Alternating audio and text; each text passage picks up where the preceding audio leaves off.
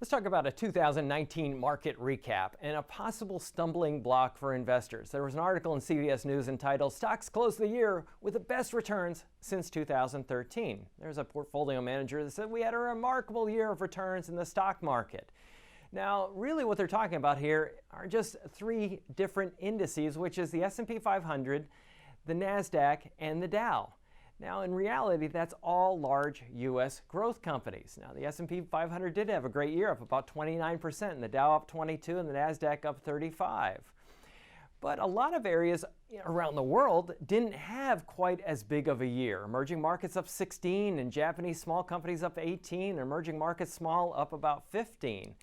Now, if we look at those areas, they actually had better years in 2017, so it isn't the best year since 2013. They had better years just a couple years ago.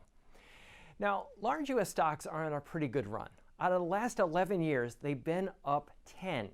So a lot of people are concerned, wow, we're really due for another downturn.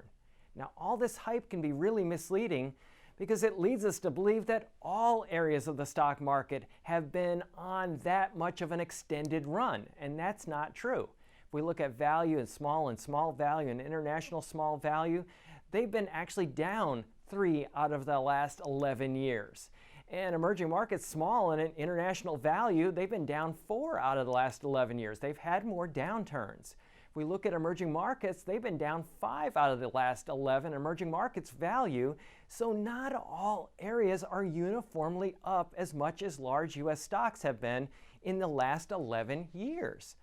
Now, the other thing to look at is the market overpriced? Well, some areas of the market are a bit more pricey than others. Guess which area is more pricey than others? Large U.S. stocks, the area that's been on a run. That's up about $20 for every dollar of earnings, but other areas are about $15 and some areas at about $10 for every dollar of earnings.